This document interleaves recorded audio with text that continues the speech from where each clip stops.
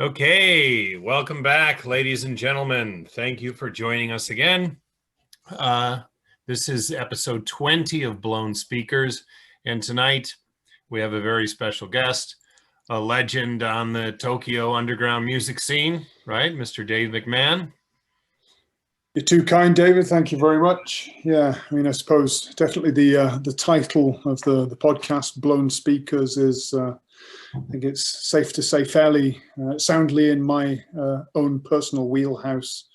I think in terms of my own musical oeuvre. But yeah, thanks very much for inviting me. Yeah, honored to have you.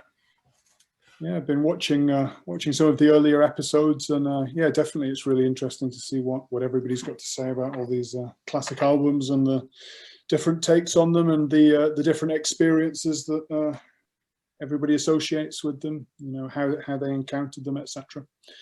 Yeah. Yeah, and you chose a very interesting album to discuss tonight, right? I did. Well, hopefully. Black Woman, right? 1969. And yeah, I hadn't heard this until you suggested it. And yeah, I've been enjoying listening to it the last few weeks. So really, oh, great. Yeah, I mean, I'd have to unfriend you if you hadn't been enjoying it, I think. But it's a record that's definitely very very close to my heart, and it was, I suppose, quite central to my own development of my own kind of frame of reference and the way that I think about music and what have you. It's influenced me on quite a lot of different levels there. So it's it's a very special album, I think. So when did you first discover it? I think I got it in maybe my second or third year in Japan. So that would have been about 2004 or 5.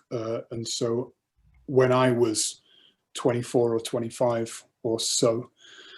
And, I was already into kind of quite a lot of extreme guitar music and, a regular, as I suppose probably a lot of people that have taken part in this this series and will do so in the future are, as a regular Wire magazine reader.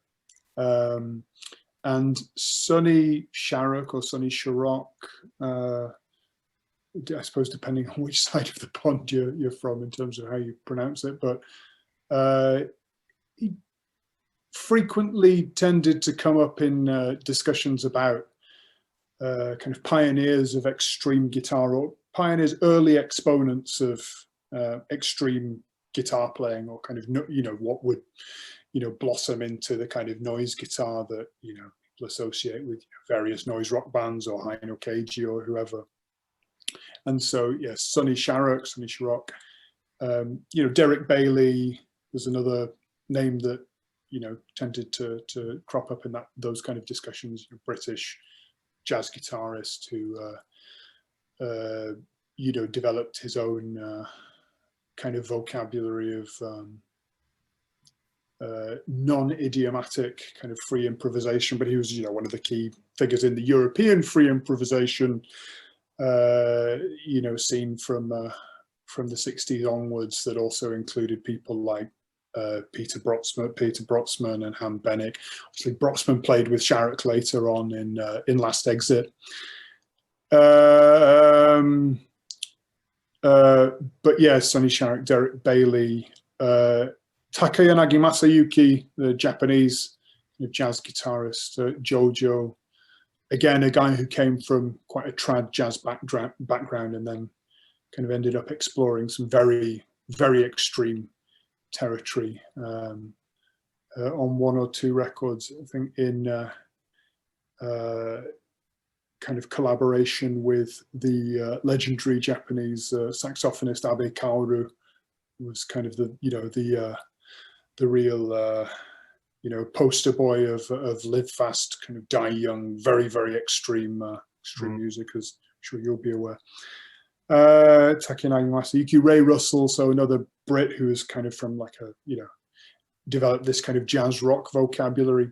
So yeah, I mean, you would see these kind of musicians discussed in the same breath, as it were, and some discourse about the kind of musicians that they influence and the kind of the development of the kind of genres that they kind of paved the groundwork for.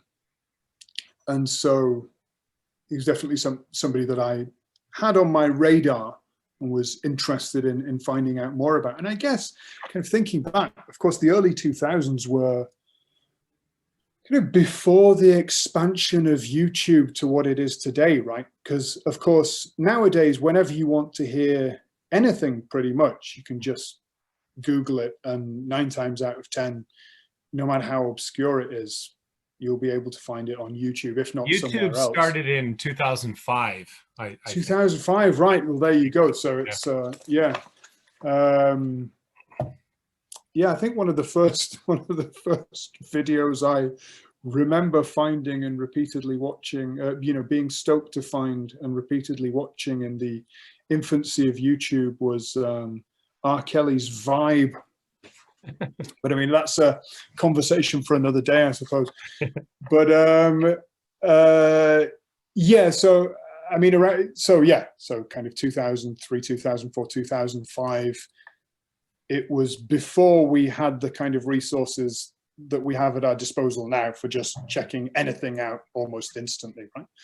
And so it was still in the kind of days where you'd hear about somebody and you'd file them away. And this is kind of, it's like a granddad conversation, right? But because I mean, obviously both of us are old enough to kind of,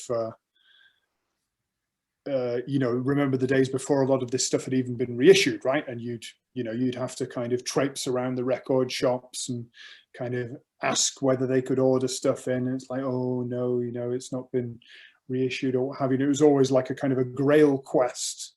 And eventually, you'd find this record that you'd read about in interviews with other musicians that you loved, and when you eventually found it, it would be like you'd finally laid your hands on with the 3 sacred treasures or something like that. So you found it in Tokyo? You found this album? I found it. I just fucking bought it from Tower Records. It had been reissued. I bought it on CD. So I mean, it had been he'd been kind of on my list as somebody that I wanted to check out. And I suppose in my early days in Tokyo, I perhaps didn't have the financial means to just wantonly buy whatever took my fancy whenever I felt like it. And so anyway, yeah, I got it from Tower Records. But another kind of part of the context, so there was a lot of discussion around Sonny Sharrock and the other kind of guitarists with which he's sometimes associated as kind of a progenitor of noise rock or whatever. There was also some kind of discussion around Linda Sharrock's vocals and kind of comparison with other similar vocalists. And as we were discussing earlier off camera, I kind of feel like that side of this record might have come onto my radar in 2004 when The Wire did one of those kind of features that they sometimes do called The State of Song. And it was a snapshot of kind of new takes on the song form, or experimental explorations of the song form in that particular time, so the early 2000s. But in the kind of like always in those kind of Wire features, they'll get a bunch of musicians and journalists to kind of write their own little blurb about alternative approaches to the song structure that had left a big mark on them. And I think I have the magazine tucked away in a box upstairs, I think, if I were to dig it out, and I didn't kind of remember that in time to steel myself to go through that arduous digging process. But I think this record, so Black Woman, particularly the closing track, Portrait of Linda in Three Colors All Black, and the Patty Waters tune, Black is the Colour of My True Love's Hair, which was on Patty Waters' Sings, was a release on ESP, the legendary ESP label from '65. So that was a couple of years before Black Woman, I guess 4 years before Black Woman. But again, kind of the vocal territory that is quite different in its overall character, but the very kind of primal, quite unhinged vocal territory that Patty Waters is exploring, particularly on that track, and that Linda herself investigates at certain points on this record. I suppose it's in a similar kind of wheelhouse, and as you mentioned earlier, Linda's sometimes compared to Yoko Ono in that sense as well. But anyway, so kind of Patty Waters Sings and Black Woman, again, they kind of came onto my radar around the same time, and I think I picked them both up around the same time. So yeah, probably 2004, 2005. But also another kind of part of the context was the Albert Ayler record Love Cry, which I think did it come out in 67 or 68? But again, I can't remember which I got first. I feel like I got Love Cry first, because I remember I bought that from Disc Union in Machida, where I was living at the time, rather than having to, and I just kind of picked it up. I found this Albert Ayler record in Disc Union and thought, well, I'll have that. I could have picked it up. And that's kind of like this ecstatic, just like this, kind of putting that record on was like kind of, like opening up like the entrance to a pyramid that had been sealed for millennia, and all this just kind of glorious kind of ecstatic sunshine bursting forth. Like really kind of luminous music, a lot of it kind of based around folk melodies, kind of traditional blues melodies. And Black Woman has a lot of that kind of in it as well. So I kind of encountered both of them around the same time. And of course, the same drummer on both albums. That's it, which I didn't realize until a little bit later. But yeah, both of them, Milford Graves, who has a really, really unique, really just incredible, drumming style. And I suppose we're going to get to this, but the reason that I ultimately picked this record for this particular podcast, for this particular episode, was because Milford died in early February, I think on February 12th. So we were originally talking about doing a different album, which I won't put any spoilers out there, because I'm sure we'll end up doing it later. And it was in my mind that I wanted to do a British album, being an emissary of Queen Elizabeth II on this show. I did want to do something British, but then sadly Milford went back to join the Ancestors, and that kind of changed everything, because he was such an important kind of formative musician for me, and particularly on this record.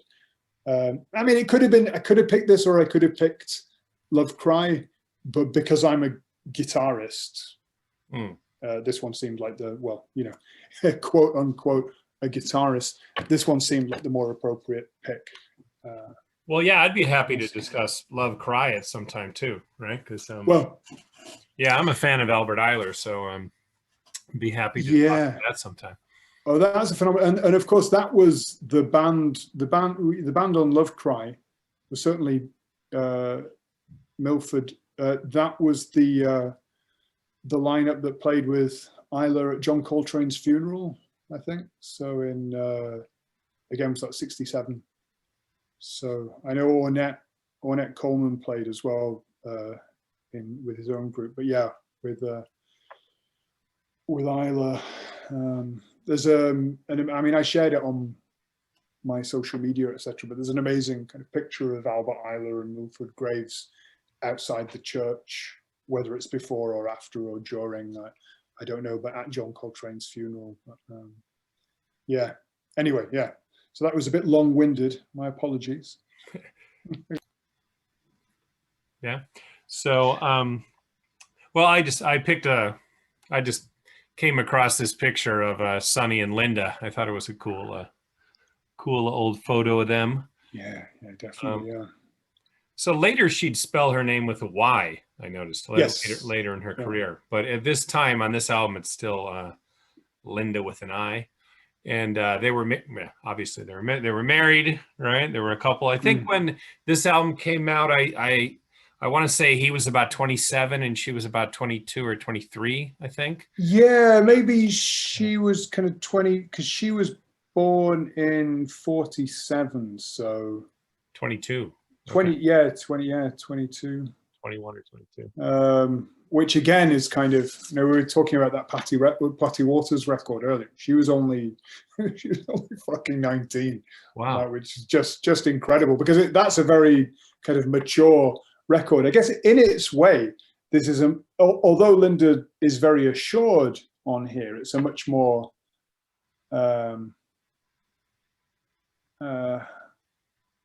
I mean, it's let's say it's more kind of conventionally soulful. It doesn't have the kind of, well, there are kind of moments in it where it's got real kind of control and poise. But like I said, that Patty Waters record is quite kind of stately. This is a bit more kind of gospel influenced and a bit more, let's say, conventionally soulful. I mean, they're both raw in similar but different ways. But yeah, anyway, she's very young, 20, 21, 22. Wait, so Albert Ayler kind of discovered Patty Waters, right? Yes, singing in some club, and I guess she would have been 18 or so when he discovered her. But now, does he play? Does he play on that album that Patty Waters? He does not, and as I recall, I don't really think there's any real heavy hitters on that record, as far as I recall. I could be wrong. I maybe need to go back and check that out. But off the top of my head, I don't remember there being any particular heavy hitters on that. We can discuss that someday too. Yeah, it's a really interesting record. That's another cool photo. I just think they look cool in photos, so I wanted to go. Yeah, definitely like that. Yeah. I mean, and the front cover of the record as well. It's a very kind of, and the name, the monochrome shot, the afros. Obviously, the name of the album, it's very iconic and it's very, I guess a very kind of potent symbol of the times, without kind of without sounding too pseudish. Yeah, great pictures. I mean, it's a very, I mean, obviously I only have the CD, but it's a very iconic kind of sleeve. I'd like to, it'd be great if I could get my hands on an actual LP at some stage. I mean, look at this in the bottom, the bottom right. The best band I ever heard. Yeah, I mean it's hard to argue with that. I mean it is a fucking, well, I mean modest to a fault, but I mean it is a phenomenal. And I mean it'd be interesting to know at what point he kind of made that comment, because he did play with a lot of phenomenal musicians and with a lot of phenomenal groups in a lot of phenomenal groups down the years. But I mean, I think kind of as, just a real kind of,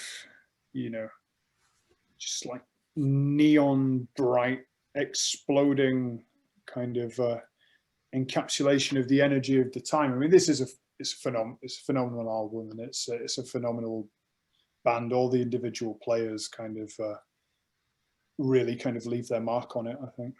So it's, right. So this was his debut album, or at least as a Sonny Sharrock album. He played around a fair bit before. He'd played with Pharoah Sanders and stuff. Herbie Mann. Herbie Mann, who produced this album. So he'd kind of done some straighter stuff as well. But I don't know that anybody necessarily saw this coming. Okay. I've heard it said that he kind of disappeared in the 70s, I mean, you see that we have at least these two albums, but Oh, maybe it was that interview you sent me earlier. He kind of was off the scene for a long time, right? Yeah, he separated from Linda, and I think kind of whether it was kind of record label or kind of money or whatever, whether he just kind of felt it wasn't going anywhere or whatever. But yeah, he kind of drifted into semi-obscurity. What did it say? He worked as a chauffeur and a caretaker for mentally challenged children, which again is kind of another link with Milford Graves, because he did a lot of work with kids with learning disabilities or learning difficulties. Like a lot of there's on one of the documentaries that we're going to have a look at a little bit of a clip of later. I think Milford is shown doing performances with autistic kids in Japan, with like a school for autistic children. So I guess there's some kind of cosmic synergy there, and it's another demonstration of how I guess you have to be just an exquisitely beautiful human to be able to play music like this. Do you know what I mean? It's like just bursting with kindness and love for your fellow humans. So, so he kind of disappeared, but he was kind of, I think Bill Laswell's generally credited with rediscovering him. So as well as, I don't know about this Dance With Me, but I know Bill Laswell produced Guitar, a couple of other records later on. I've seen Seize the Rainbow referred to as heavy metal. Would you? Right. Have you heard? I've got to confess, I haven't actually heard that one. Like, I'll have to check that out.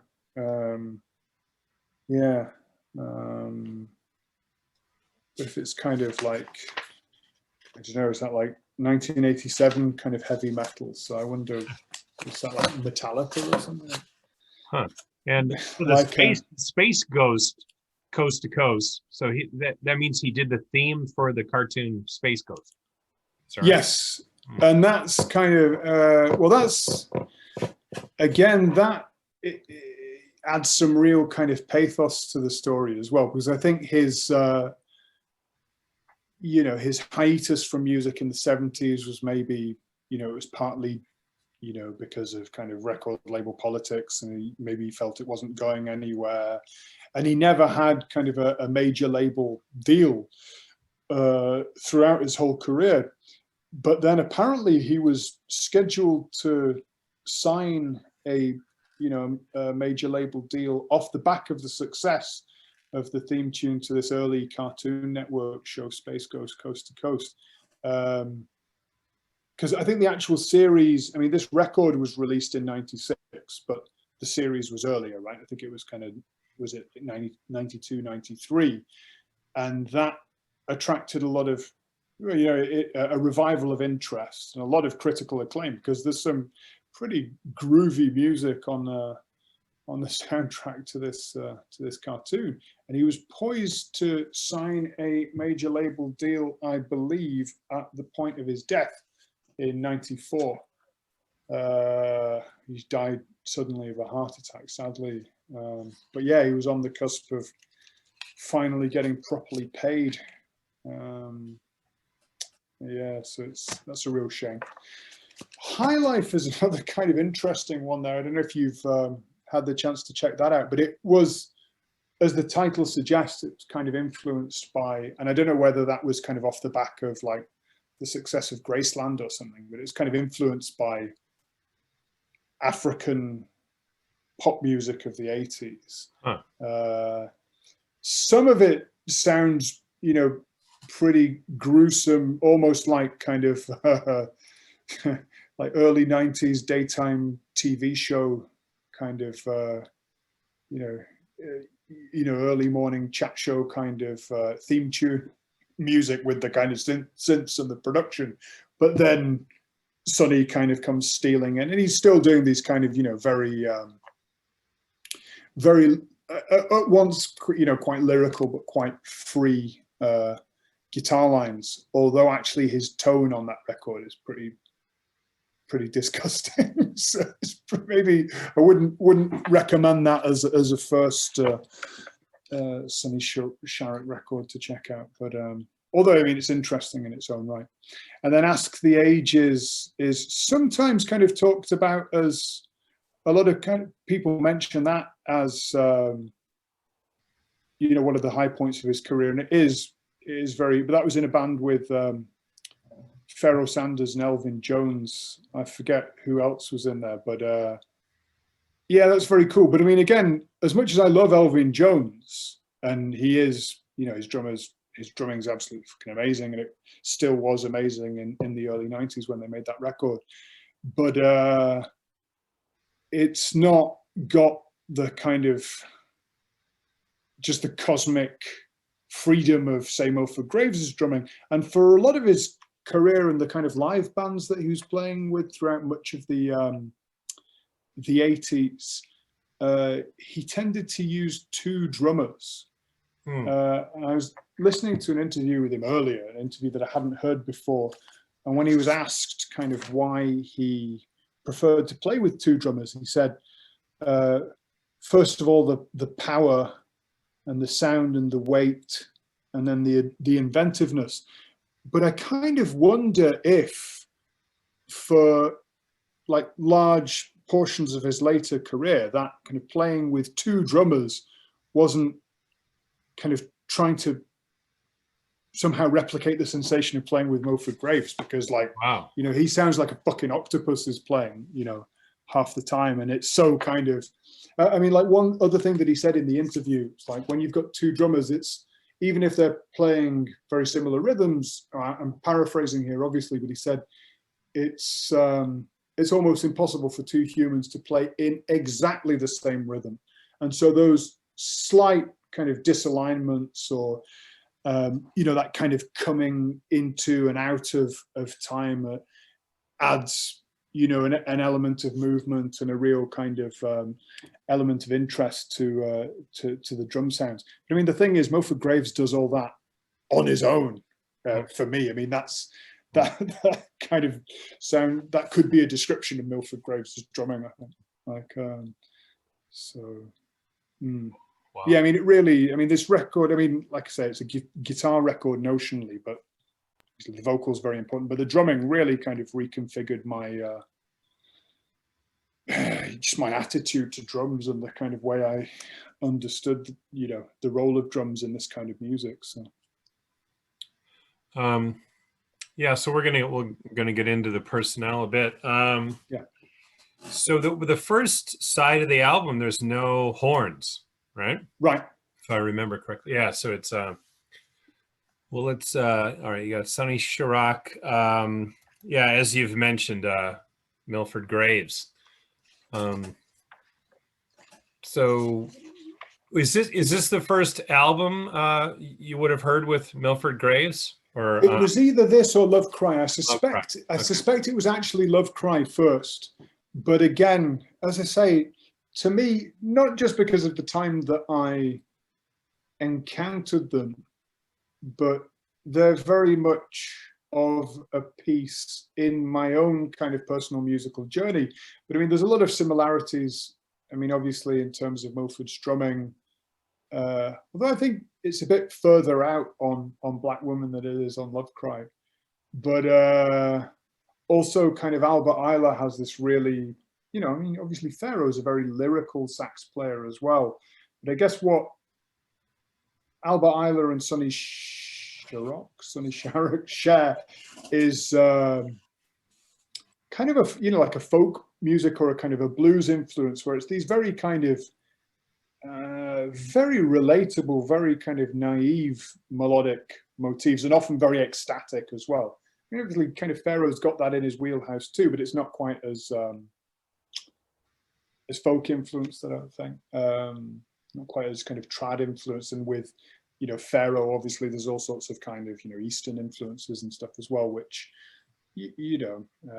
maybe isn't that present at this stage in Sonny Sharrock's guitar playing, although it kind of came in later. It's certainly there on that solo guitar record.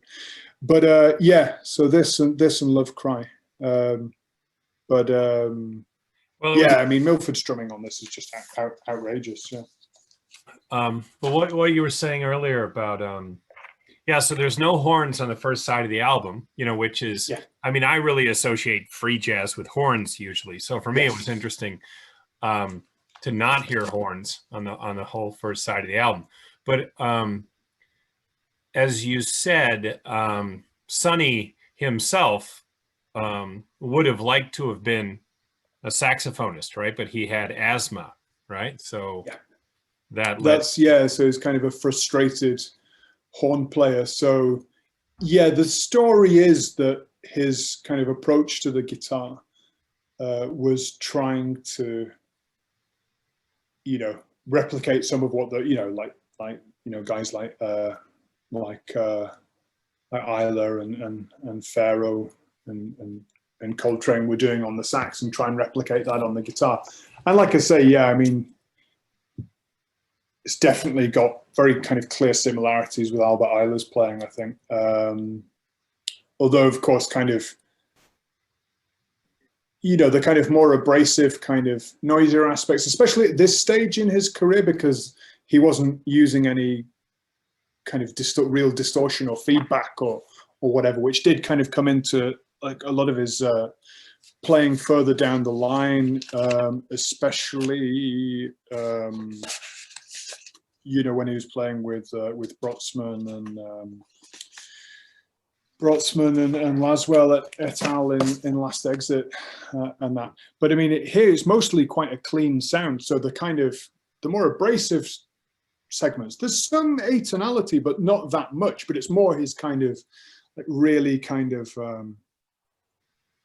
yeah, I don't know, this kind of really kind of staccato kind of chordal attack where he's really kind of, you know, thrashing into the strings. And that's, you know, I suppose how he at this stage was kind of going somewhere close to kind of replicating the kind of skronking and kind of atonality that you can produce on a horn. Yeah. So maybe now, since we're going through Milford, why don't we play the clip to that documentary you wanted to play? Huh? Yes, yeah. So this is a documentary about Milford Graves, which is available to download in full for a fee on Vimeo, and heartily recommended. But the trailer for the documentary, Full Mantis, which, because I mean, the thing about Milford, right? We're kind of talking about him as a drummer, but I mean, let me get his.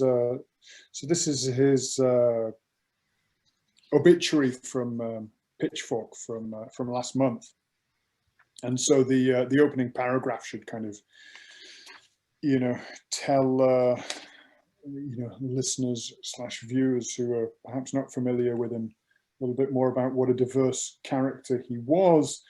Milford Graves, the pioneering jazz drummer, professor, inventor, herbalist, visual and martial artist, has died. And what else does it say? A pioneer of free jazz, making dozens of recordings over the span of his life, including the Giuseppe Logan Quartet, Albert Ayler's Love Cry, and Sonny Sharrock's Black Woman, and with various television and film projects. He was a professor emeritus of music at Bennington College, where he taught from 1973 to 2012. Known for drawing music influences from around the world, he mastered African polyrhythms and studied the Indian tabla and Latin jazz timbalas. He helped found the New York Art Quintet in the 60s with saxophonist John Chai, trombonist Roswell Rudd, and bassist Louis Worrell. He is credited with helping to liberate jazz percussion from its metronomic role of keeping time. Played at John Coltrane's funeral in 1967. Worked as a consultant for both the New York City Board of Education and PS 201 in Harlem. Was awarded a Guggenheim Fellowship in 2000 for music composition. What else? He earned an so in the 60s he earned an associate medical degree and ran a veterinarian lab while performing with the likes of band leaders Albert Ayler and Sun Ra. In 1972, he invented Yara, a martial art based on the Lindy Hop, ritual African dances, and the movements of the praying mantis, which is where the title of the documentary comes from. An accomplished visual artist, his work has been exhibited in various galleries and museums, including a 50-year retrospective that recently ran at the Institute of Contemporary Art in Philadelphia. So, I mean, the title of his obituary was, Milford Graves, pioneering jazz drummer and is it pronounced polymath or polymath? I always forget, I should know that, but dies at 79. But I mean, a real, if ever you kind of think you might be spreading yourself a little bit too thinly, fucking hell, Yeah. and to have scaled such heights in all those things. He was also, I mean, did it mention there that he was also an inventor? Because he also worked as an acupuncturist, researched the connection between music and the human body's natural rhythms, developing what he calls biological music. Where are we? After winning the Guggenheim Fellowship, he used the money to buy lab equipment to continue his heartbeat research in his basement in Jamaica, Queens. And in 2017, he co-invented a process that can repair stem cells using heartbeat vibrations and was awarded a patent. I mean, fucking hell. I mean, the rest of us might as well just fucking give up. Yeah, a Renaissance man. Huh? Well, and by all accounts, I mean, sadly, never had the fortune of meeting him, although I know, a number of people who have. And yeah, by all accounts, just the nicest, warmest, human. So what a guy. What a guy. But yeah, let's have a quick look at the Full Mantis trailer. Okay. Sick. Excellent.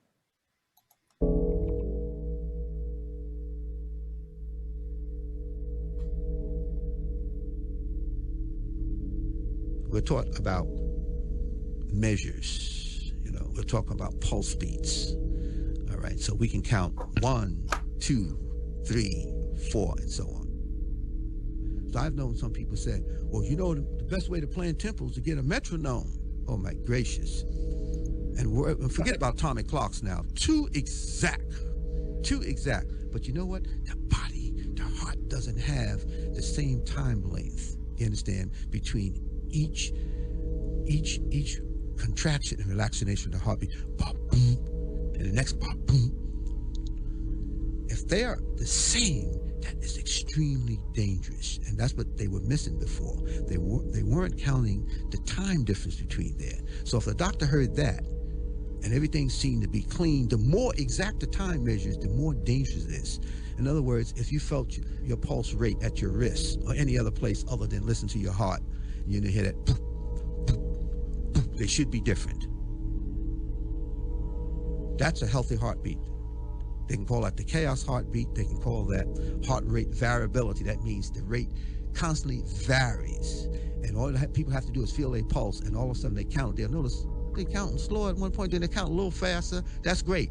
But if you count like a metronome and everything's like pop, pop, pop, just like the second hand, that is extremely dangerous. That means your body is not responding. It must respond. You cannot walk across the street in military march, on the beat per second on a major highway. Let's put in a major highway where traffic is coming. If no traffic coming, you can march with equal steps. But when you see big trucks coming, fast cars coming, you'll be moving all over the place. Your tempo is going to start to change. Well, see, that's what the body expects. The body doesn't expect you to go and train it in a very metronomic way. So what makes a person being able to swing, a person not being able to swing? I got a lot of compliments from a lot of those older guys, man. And I said, man, I'm not playing your typical dang, dang, dang, dang, dang, dang, dang. But they heard it. It was all in there, man. They heard it, man. I said, swing, man. Swing, man, is getting you to move from one point to another point. It's putting life into you. You can't put a dang and call that the swing rhythm. Swing means, man, when you can feel, man, like, hey, man, I want to live to the next day.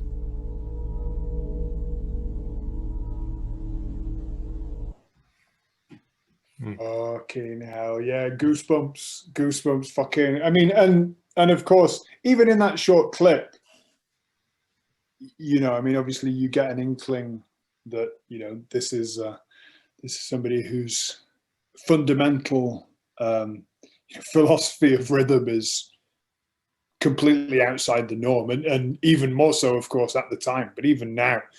But yeah, definitely not playing your typical danka dank.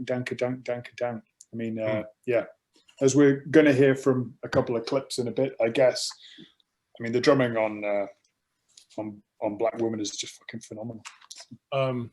Does the documentary focus a lot about him in Japan and his theories in the heart, or is it a? There's a lot about his kind of heart stuff. I mean, I guess, I mean, obviously in the trailer there's some clips from Japan there, but don't remember that it focused too much on his time in Japan. But then there's this other, I think it was a French kind of tour documentary called Milford Graves and the Japanese, which was from when he was invited by the Buto dancer Tanaka Min to come and play at a festival out in the Japanese countryside, and that was kind of where the footage of him kind of leading these workshops and kind of playing with kind of autistic children in Japan comes from as well. But that in that documentary clip, it looked like he was in a school, right? Like a Japanese. Yeah, that was it. So that was it. I think that's the school for autistic kids, where there was the guy on the stage dancing behind him. Mm-hmm. I don't think that was Tanaka Min, but although kind of another kind of link to earlier in the conversation, the only time I've seen Tanaka Min play personally was at Nakano Plan B with Imai Kazuo, who's a guitarist who studied under Takeyanagi Masayuki, who was, you know, one of those kind of noise pioneers that comes up in the same discussion as Sonny Sharrock a lot of the time. So, yeah. So another one of those kind of synergy, you know, what is it? Kind of, is it a synergy? Is it? I don't know. Yeah. Yeah.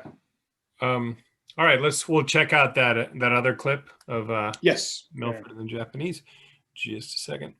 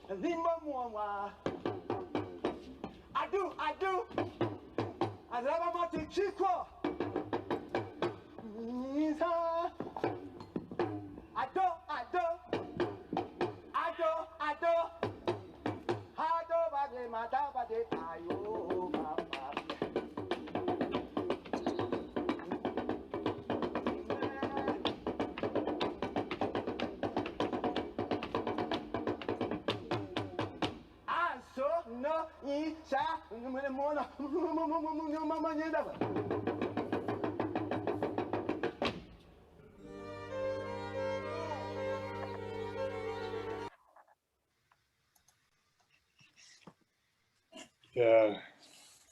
So Yeah, serious vibes. Yeah. yeah. Serious vibes.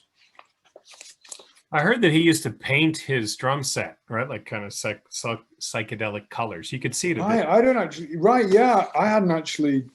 I hadn't actually heard that, but it certainly wouldn't surprise me.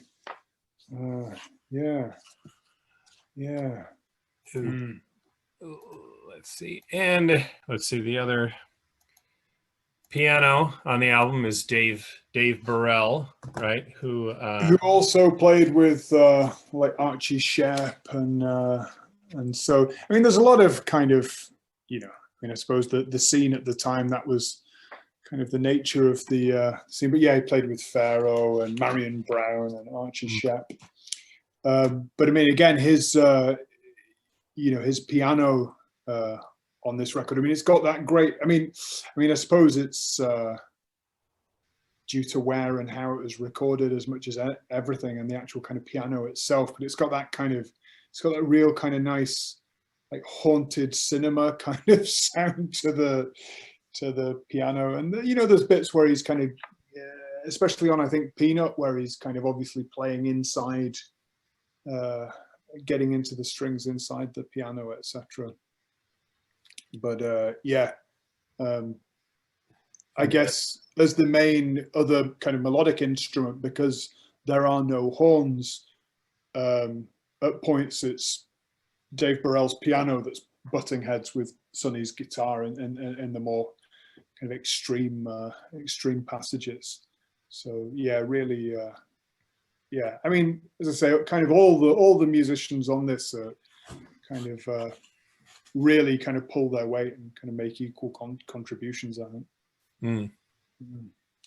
Yeah, as an Ohioan myself, I always like to point out when people are from Ohio. And Dave Burrell partially grew up in Middleton, Ohio, which is in between Cincinnati and Dayton. Oh, far out, right? Trivia. And right, is it not particularly? I mean, is it known for its music at all? Ohio? No, I wouldn't say Middleton is. It's kind of a rough area, kind of a like. Was it fact? It's well, it's a hard hit area now. Let's put it that way. It was more like a kind of a factory town. No, it wouldn't be especially known for music, but it's not far from, you know, Dayton or Cincinnati, which are known for music. Right. But it seems like, just because of that, I read a bit about his childhood. He moved around a lot, but he did spend a significant part of it in Middleton, Ohio. Right. It looks like because obviously he's still with us, and he's played more recently with William Parker, etc. So kind of contemporary jazz heavyweights, kind of free jazz heavyweights. So yeah, yes. We got Norris Jones on bass. So again, I mean, the bass throughout. Yeah, go on. Well, you know, I was going to say that he's sometimes known as Chirone. Maybe, yeah. Having only ever seen it written down, yeah. We weren't sure of the pronunciation. Chirone. Sirone. He seems to go by that later in his career more, but on this album, he's credited as Norris Jones. And yeah, and he again played with Pharaoh, Albert Eiler, Archie Shepp, Sun Ra. And he did play with John Coltrane at one point, it says. Yeah. I mean, the bass throughout most of this album is not as kind of in your face a presence, but it's got, you know, I mean, it's kind of lovely kind of, you know, kind of painterly pulse, if that's not a bizarrely mixed metaphor, but I'll stick by it.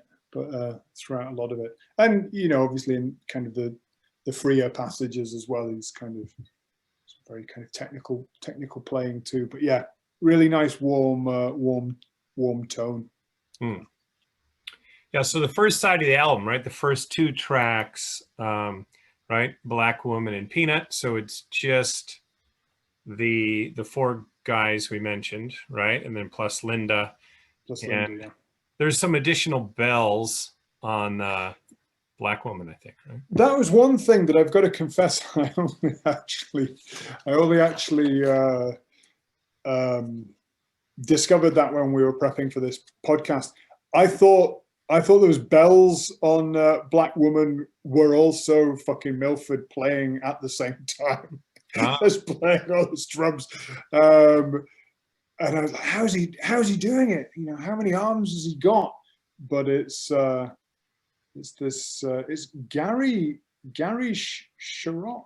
Yeah, it must be a relative. I couldn't find much information on that guy. Yeah, it doesn't have his own Wikipedia page, but yeah, I guess Sonny's brother. But again, the drums are very, because you know, just the way the bells, like when the way the first kind of track comes in, and I think that the bells definitely add to the kind of the spiritual uplifting air. The shaker bells, they call them, right? Or yeah, jingle bells. They remind me of On the Corner, right? Miles Davis a couple of years later. Right. Yeah. God, I haven't listened to that since I was a student. I need to go back and check that one out again, I think. So. Shall we, you want to listen to a bit of Black Woman? Yeah, seeing I was doing my risibly poor purple prose about the intro to Black Woman, let's see if it can live up to that. All right. Give me a second.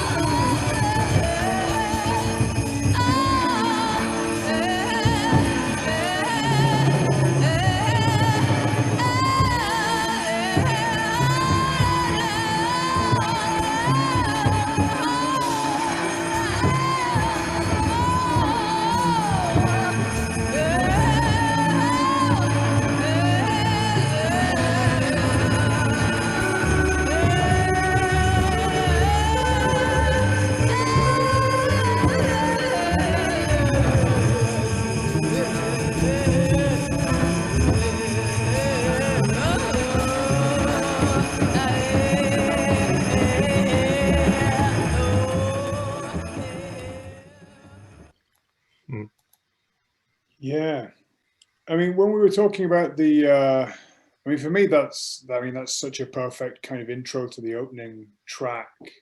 Can you remember the word that you used to describe it when we were talking about this last week? Inviting, maybe? Yes. Or welcoming, kind of? Yeah. Yeah. And I'd say that, it's like, is it like a sunset? Or is it, it's, it kind of, it welcomes you in. It's got that, and I don't know, I don't want to I don't want to get too kind of chin stroking on this, but even though kind of Linda was, you know, very young at this point, 22 or whatever, it's got a kind of,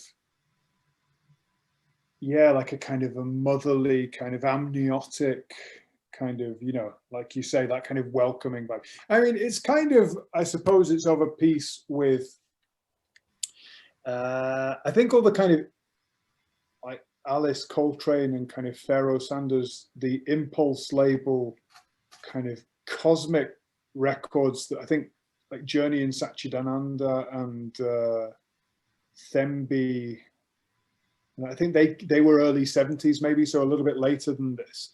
But maybe, yeah,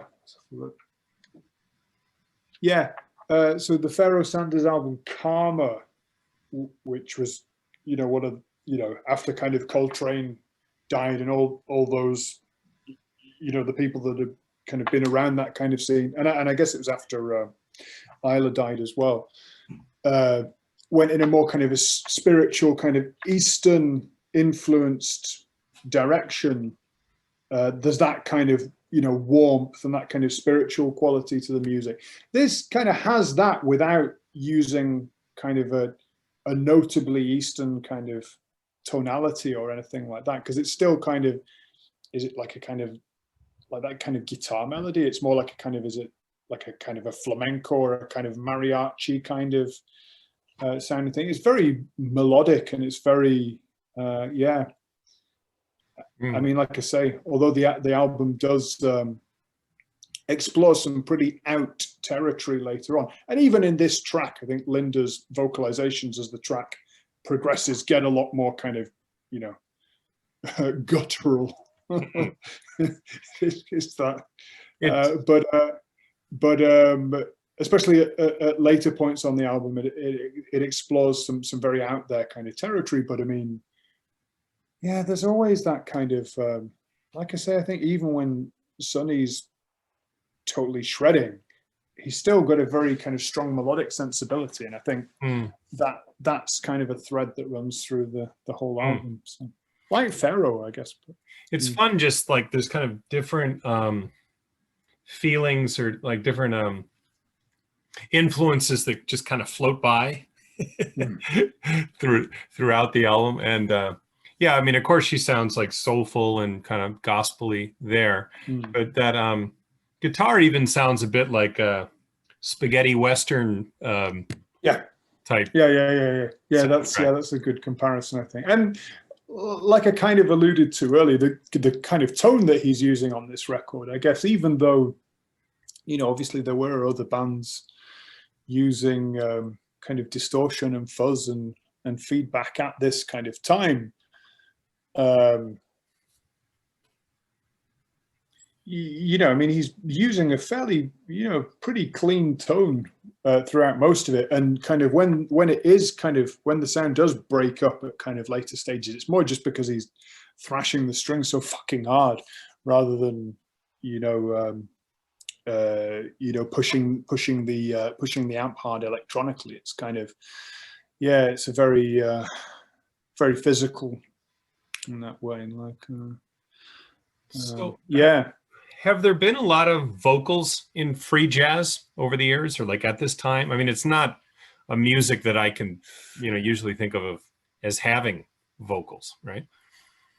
Yeah, I mean, less so kind of in the American free jazz tradition. I mean, although, I mean, like at different points, kind of, you know, I mean, obviously kind of, I mean, yeah, Pharoah and John Coltrane and Sun Ra, like a lot of those records have kind of vocals in them at different points. But occupying such a kind of a central role, there's not that many that kind of spring to mind.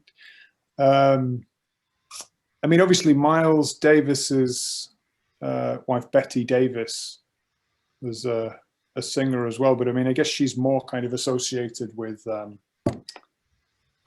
kind of like funk stuff, really, isn't it? Like, yeah. So that kind of, I mean, yeah, within free jazz, not really that comes to mind. I mean, obviously in the kind of,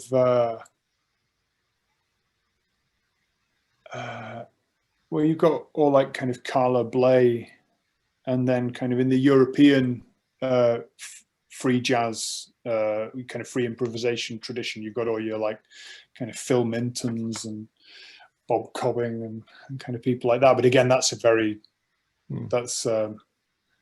kind of different styling. So yeah, nothing else quite like this. I mean, there's some of Alice Coltrane's records that, you know, where she sings, but again, I mean, those aren't really that free. They're kind of real. Well, I mean, I suppose kind of taking that kind of womb-like sonority that you know we had kind of on the opening track there. But that Patty Waters album you mentioned, because I haven't listened to that. Like, what is that? Which isn't really a free jazz record at all. I mean, it's kind of like most of it's kind of like quite stately. You know, like stately, almost kind of. This sounds like a little bit of an oxymoron, but kind of almost like kind of gothic sounding, kind of stately, like it's like cool lounge jazz on ketamine, but like 30 years before, you know, ketamine became a thing, but or 30 to 40 years before, but yeah, it's not a free jazz album really. It's actually kind of more like, in terms of its overall kind of, I mean, like there's a couple of, you know, the first couple of songs that are actually kind of straight. I mean, they're very kind of atmospheric, but kind of in terms of their overall vibe, they're a bit more like Nico's solo albums. Like, although they were a couple of years later, like the Marble Index and stuff, and obviously later people like like Diamanda Gallas and even Heino Keiji, like kind of. I think I remember reading an interview with Heino where he spoke about Patty Waters as well. But I mean, I'd be surprised if that wasn't an influence in there somewhere. But it's kind of, but yeah, like you say, kind of. I suppose, yeah, Yoko Ono explored some pretty similar territory as well around the same time, where it's real kind of just primal vocalizations rather than singing. But I mean, it is kind of surprising that there's not more of that in the big kind of totemic free jazz records. I mean, I'm often kind of a little bit surprised that this album as well tends to maybe get a little bit glossed over in a lot of that discourse, because I think it's, you know, I feel it's a really significant album. But yeah, what do I know? So it was so it's produced by Herbie Mann, right? So Sonny had been working with Herbie Mann for a few years at this point, and in his band. I mean, obviously, kind of people are more likely to kind of associate Herbie Mann with kind of quite loungy sounding music on the whole. But I mean, obviously, across the course of his career, I mean, he did produce a lot of albums. I kind of got this up before, but I mean, albums that he produced in the years running up to this. So 66, Dave Pike, The Doors of Perception. I mean, it's not many that I know here. Latin Boogaloo by Charlie Palmieri in 1968. Also 68, Stoned Soul Picnic. But Roy Ayers, so the vibraphone player, who I guess everybody will at least know his classic hit, Everybody Loves the Sunshine. Tends to get a lot of airplay in a lot of different contexts. Tomorrow Never Knows by Steve Marcus, which again I'm not familiar with. Then Chick Corea, Tones for Jones Bones in 68. Then Black Woman. Then Daddy Bug, another Roy Ayers album in 69. So 69, Ron Carter, Uptown Conversation. And then in 1970, so the year after this, he produced another record with Sonny Sharrock on, which was the Brute Force album, which is it's another kind of a curio, because it's kind of like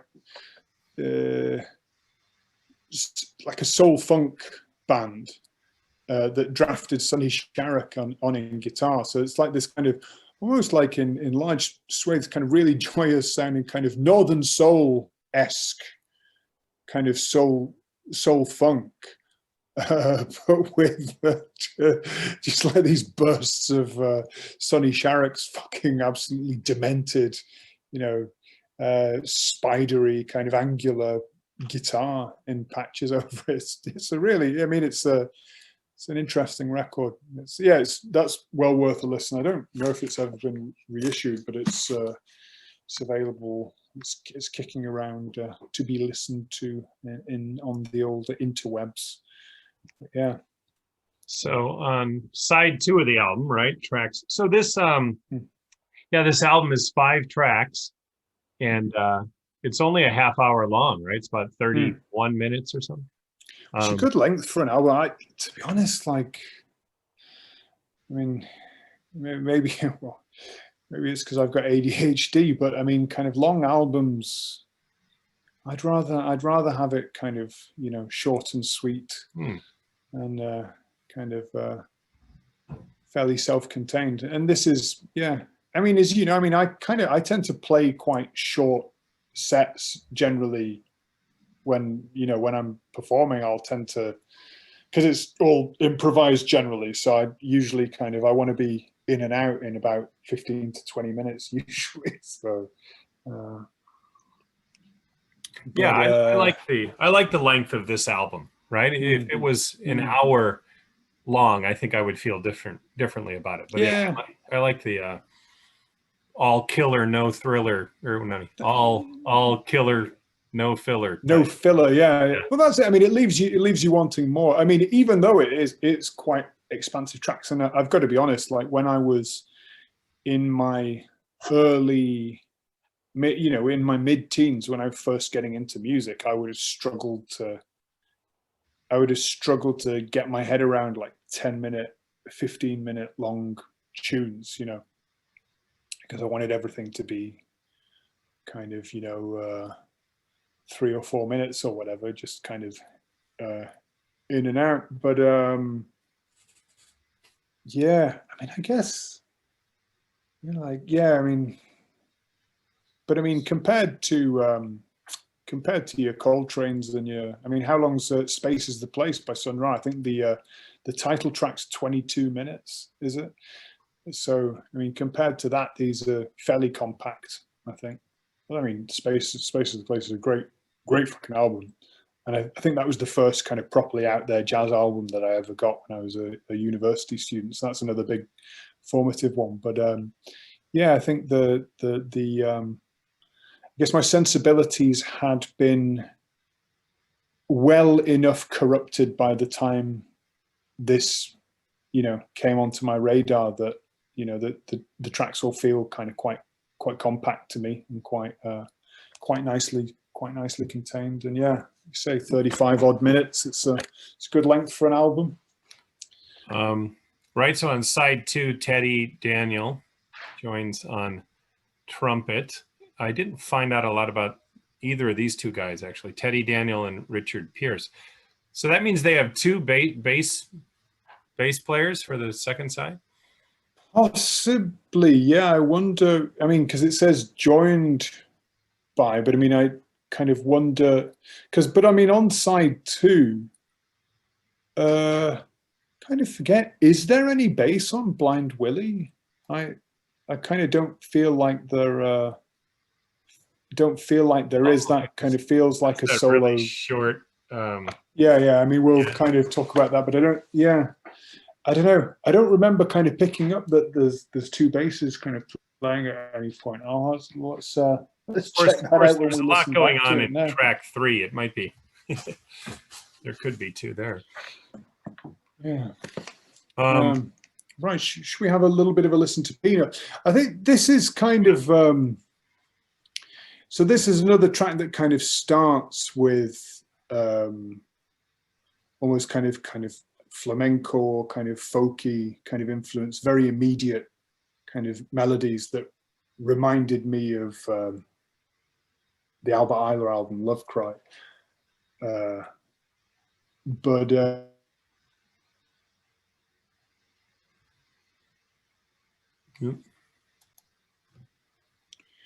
right, so yeah, Peanut, second track on the album. I mean, obviously I'm wary of you know, kind of playing too many excerpts that are too long, although I mean I certainly kind of feel that that'll be more interesting than listening to me waffling on.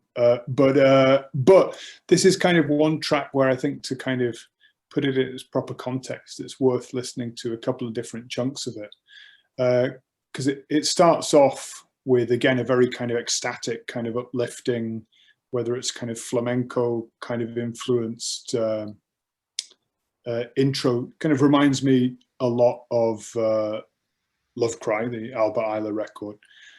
And then from around the 2-minute mark, the vocals kind of cut out and it kind of settles into this really kind of, you know, kind of nimble, kind of free jazz, I don't know, kind of skittering kind of, you know, where kind of all the instruments are kind of playing across each other and kind of, you know, butting against each other.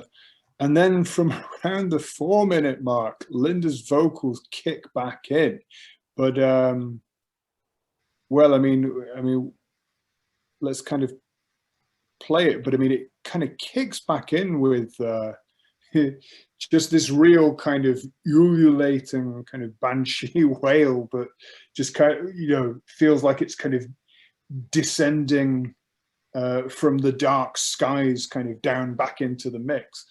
And it's that's really kind of really, really striking. So let's have a listen to the intro first, and then yeah.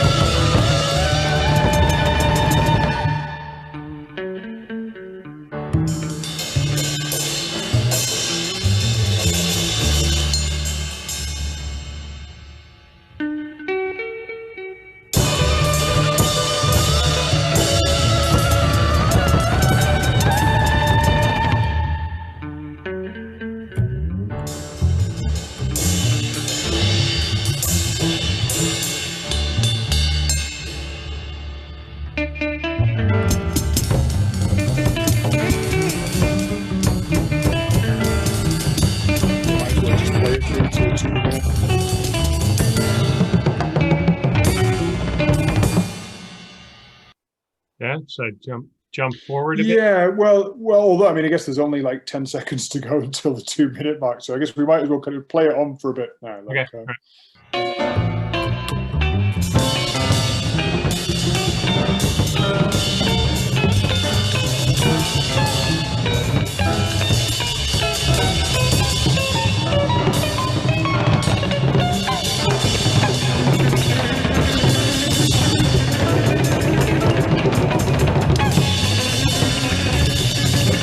It's got that kind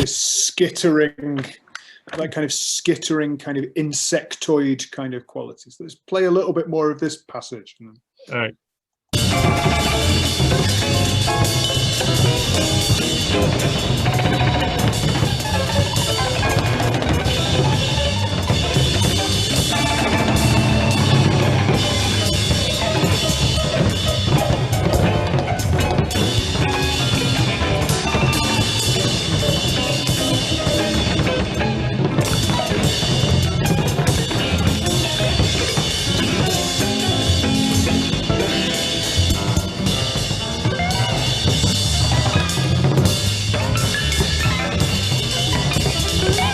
Right.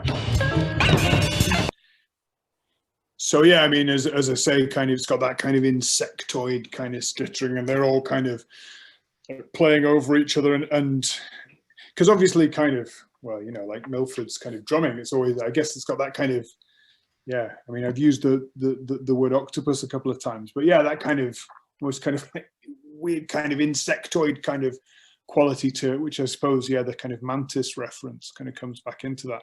But I mean, you've got Sonny kind of mimicking that, you know, kind of playing behind the bridge and kind of, you know, for those kind of, you know, kind of high, you know, high pitched kind of squealing kind of bits there. Yeah. I mean, so that's a really cool section. If we kind of skip it forward to just before the 4-minute mark, maybe kind of 3:50-ish. Okay. And just wait for Linda's vocals to come in, because it's so kind of like so arresting. Like, yeah, I wanted to mention about the very beginning, like what I said, when you you feel like different genres kind of float by. I like that that experience. And there's something about the beginning of this song that makes me think of an old show tune, like right. Old Man River. Like somehow my brain is trying to turn it into Old Man River at the very beginning somehow. Right. I mean, I suppose, yeah, I can see that. And there's definitely kind of, yeah, like you say, like a kind of a show tune. You could imagine them being on stage in a theater, kind of. I mean, yeah, like I say, I mean, it's got that kind of uplifting quality, but it's got a very kind of epic quality to it as well. And her vocals kind of hit that tone sometimes, you know, that yeah. I mean, that's kind of also got that kind of quasi kind of operatic kind of vibe to it as well, doesn't it? The kind of, yeah, it's, and like I say, a kind of an almost kind of like flamenco kind of slightly Spanish kind of sounding vibe too. Yeah, I mean, it's I mean, that's one of my, I mean, I really love the intro to this tune. It's just kind of totally uplifting. I mean, the whole tune's amazing, but yeah, like that intro really really pushes all my buttons. It's got that kind of luminous quality as well, because like there's the kind of, you know, where he kind of plays the riff, ding ding ding ding ding, and then they all kind of come in. It's like that. It's got that kind of laser beam, kind of luminous quality to it. I really love those bits. Yeah. So yeah, maybe from 3:50-ish. Like, okay. If I've got it right. So Right. just wait for the vocals to come in, because it's Right about here. yeah. Okay. Yeah.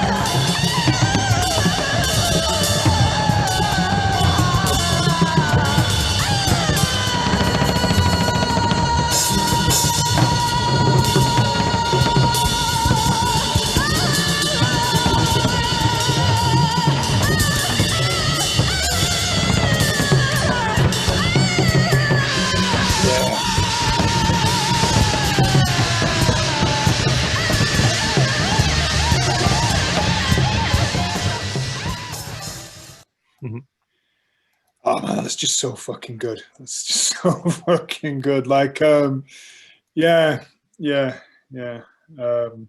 Although, I mean, like, again, yeah, it must have been 2005, I guess. I was back in the UK and I was playing a basement gig, like a kind of a house party at a mate's house, and I kind of took control of the stereo kind of between bands kind of setting up, and I put this on, and I was thinking, yeah, oh god, yeah, everybody's gonna think I'm so fucking so fucking hip for like putting this on, and I had like kind of people go, what the fuck's this? Kind of maybe again, like I say, my own sensibilities that point had been kind of perverted beyond redemption, but it's yeah, I mean, I just think that's just fucking incredible. Yeah. And like you say, I mean, just kind of, you know, the different kind of movements, as it were, that the tune goes through. I mean, it's just, yeah, it's just fucking, yeah, just mind blowing, and the musicianship. Yeah, man. Any theories on why they would call that track Peanut?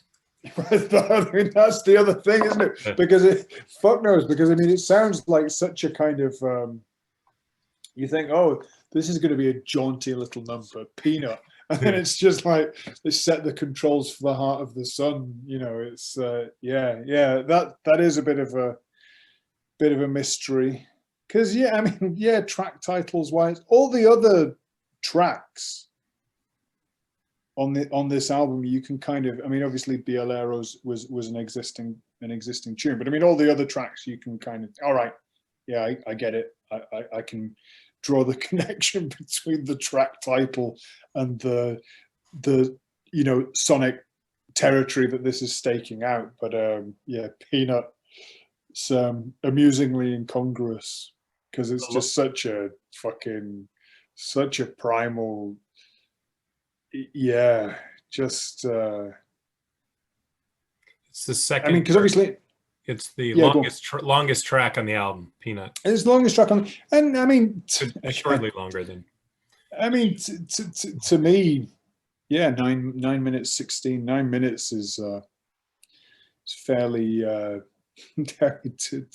me nowadays, that's fairly short and to the point. I think kind of anything less than that, and there's not really enough room to kind of explore any interesting ideas. I mean, obviously for kind of pure pop music, I mean, it's nice to have everything kind of like in a nice little nugget, or a short sharp shock, or in like grindcore or whatever. But for any, I don't know, a bit kind of conscious of using this term, but for any more serious music, if you want to kind of explore any, I mean, because I mean, you know, the kind of fucking music I play, normally the first 10 minutes I'm still just playing the same two chords, you know. Like it's kind of, I mean I'm always kind of interested in like exploring kind of trance-like states. And I think like the intensity of this, I mean, it gets into kind of, it's a different kind of trance, but I mean, it's so fucking yeah, I mean, it's so I mean, after that inviting beginning, then it kind of swarms around you for like the second half of the track. Yeah, I mean, it's just fucking amazing. It's fucking amazing.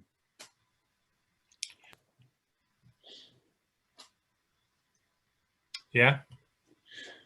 Go ahead. So yeah, the first track off the second side, Bielero, and this is kind of, and I suppose, yeah, you do always have to listen to a record like this with an awareness that it was designed for the LP format, right?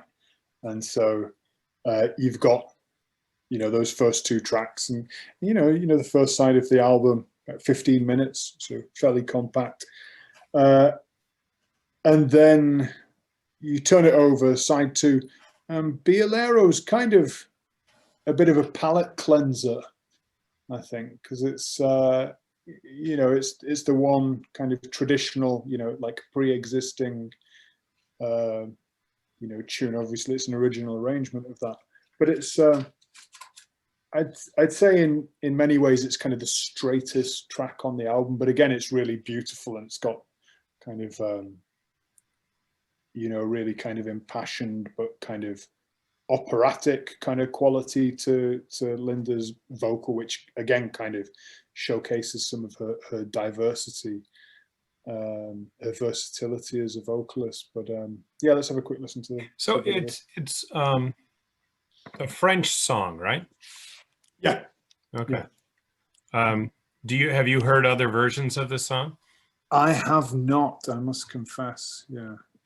Now, was he one of the guys who did some time in France that went over and lived in Paris for a while, or?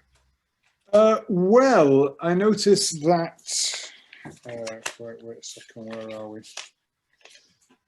So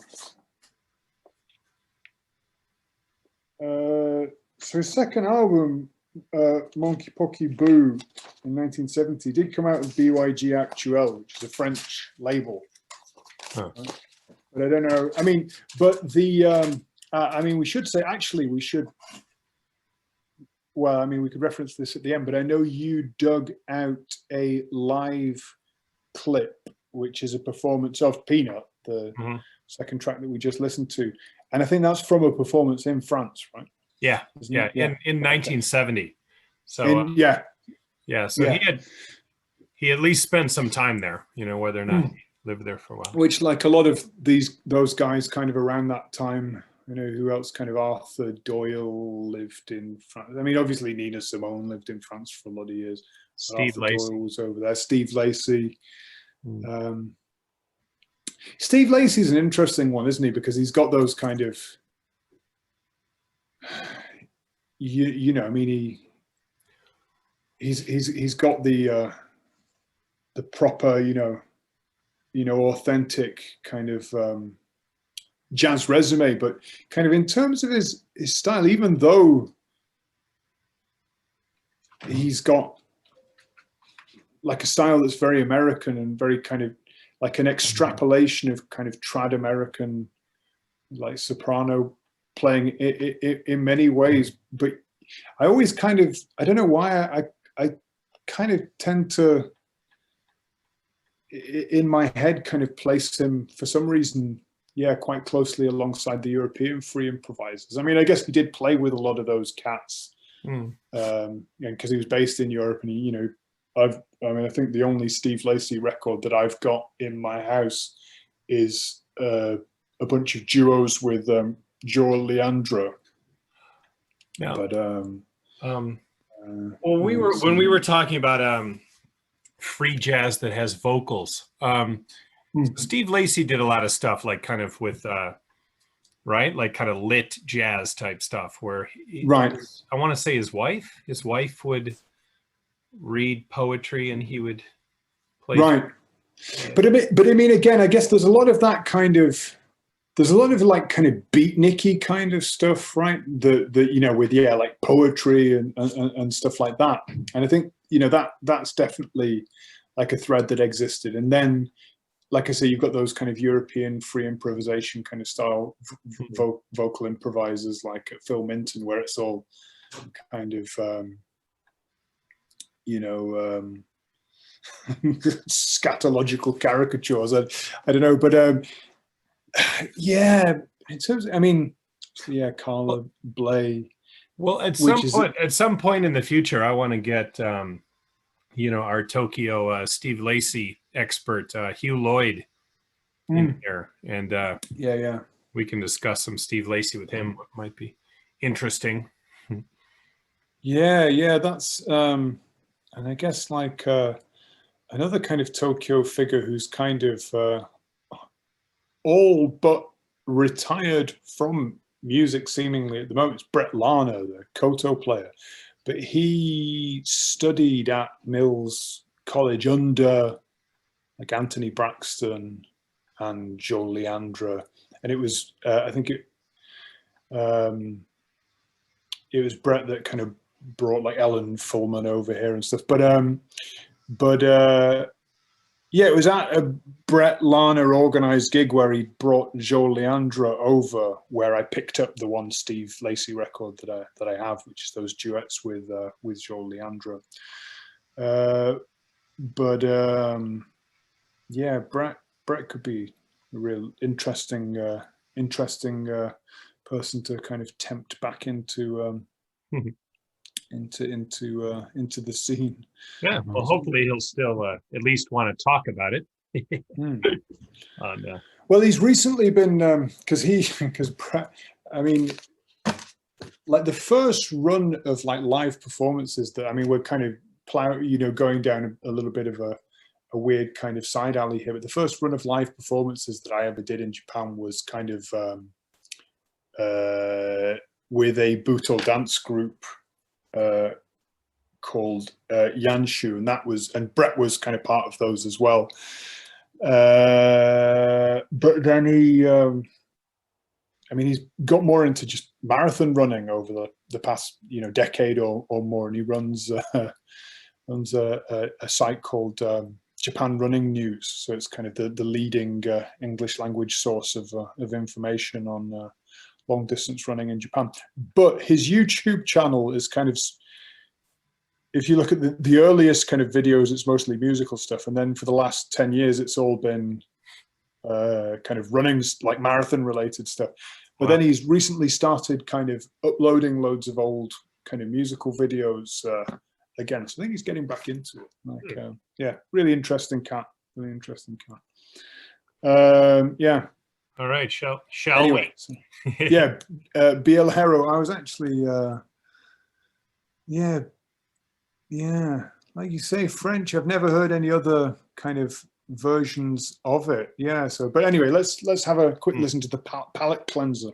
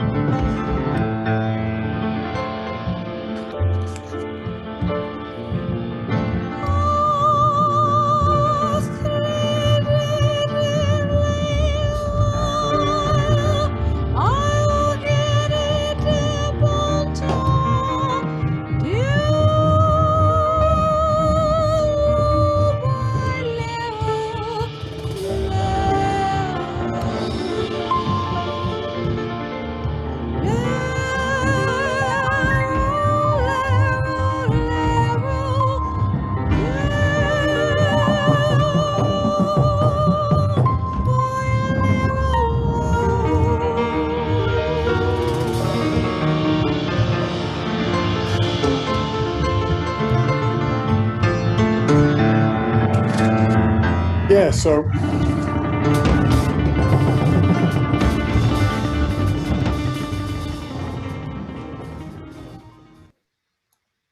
I mean, again, that's just really, really beautiful, kind of woozy, and again, I guess kind of Milford's drums are a big kind of element to that kind of woozy, kind of hazy sound, because he's just kind of he's going all over the place, but yeah, really, really beautiful. I mean, as you could hear kind of Sonny's guitar just kind of kicking in as we kind of turned it down. But yeah, that's kind of the opener to side two. Anything to say about that one, Dave? Yeah, I mean, it has the feel of a musical, right? Like she's yeah,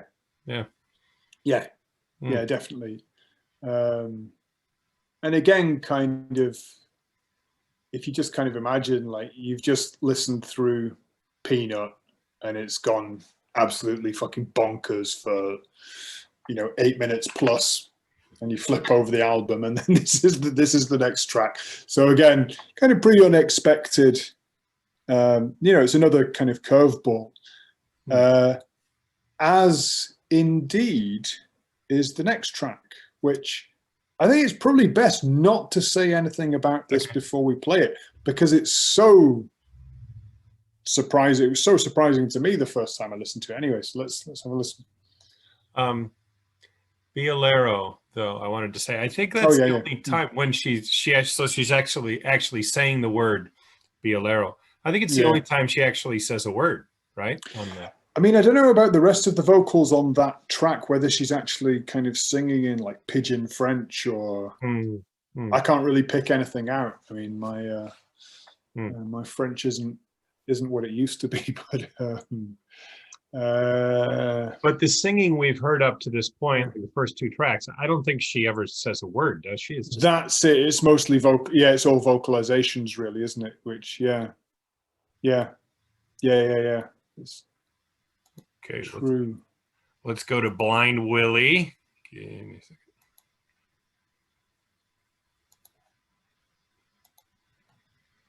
Oops. I should have paused us there, but yeah, well, I'm sure people will. It's all good. It's all good. People will be okay. All right, Blind Willie.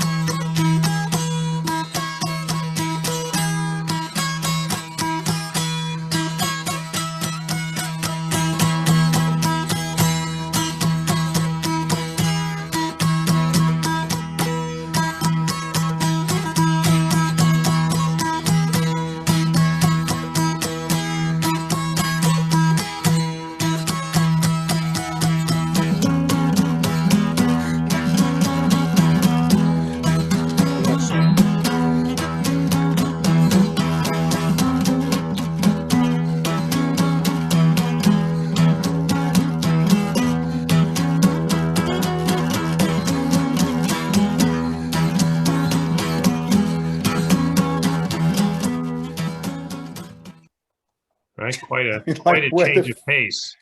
Yeah, where the fuck did that come from?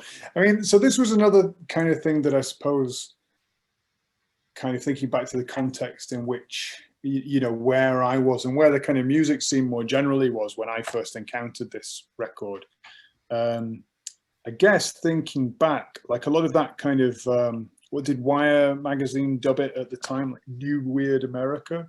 So stuff like Sunburned Hand of the Man and the No Neck Blues Band and Jackie O Motherfucker. And it was all this stuff that was kind of like, you know, there were all sorts of influences from obviously like John Fay. So is that like the freak folk time? The freak folk, yeah, the freak folk stuff. So I mean, there's all that kind of, No Neck Blues Band and Cul-de-sac, Pelt, obviously Jack Rose and that. And so there's that John Fay influence. There's like Michael Hurley. Joanna Newsom was kind of considered with that too. Kind of, like an adjunct to that. And obviously the first time we ever met was a Joanna Newsom gig at that temple in Matcheda, and I guess that would have been 2004. I want to say 2003. Yeah. I happen to have that hand. Oh, I'm sorry, 2005. 2005. Right. Okay. That was the first time we met. Through, I think Cameron introduced us, who was also there. But yeah. You know what I think it'd be fun to do? Get Cameron on this sometime. And I have a couple friends I went to that gig with, and like just get all of us together and talk about memories from that night. Right. I've got a tape with a couple of tunes recorded. I had like a dictaphone and I recorded a couple of tunes. So I've got like a grainy tape of that night. So yeah, I mean, I'd definitely be up for that. It was it's a special event, right? It was only like 100 people can go or so. Remember you had to buy the ticket online or so? It was like it was quite, I can't remember. So it was in a temple for our viewers. It was Smog and Joanna Newsom, but also Lungfish was there. Right, who I missed. Because the thing was, I mean, maybe we can kind of save that for the time that we actually get together and kind of talk about the event. But Yeah, I only caught Joanna Newsom for reasons that I will talk about, when we do that show, which you just had the great idea of doing. But yeah, it was, yeah, she was absolutely fucking spellbinding. And what an atmosphere. So yeah, so there's that kind of like freak folk kind of new weird America stuff, and so it kind of sounds a bit like that, right? That track that we just listened to, and it also sounds a bit like the Beta Band or something like that, who kind of a bit earlier, kind of British kind of group. And this is like, I mean, it's not just this track, but this is another thing that I really love about this album. This guy's, great acclaimed jazz guitarist. There's so many fuck ups on there. Like there's so much like notes choking, kind of things being off beat, off missing the rhythm. But that's kind of, again, that's another part of just what makes it such a special record. I mean, obviously, kind of Milford's drumming is kind of, very much, a lore unto itself, and as the great man was describing himself in the trailer to Full Mantis, those kind of more kind of swing that's kind of closer to our own kind of bodily rhythms or whatever.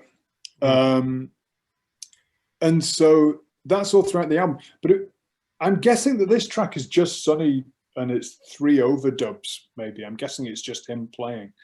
But it's all kind of out of time.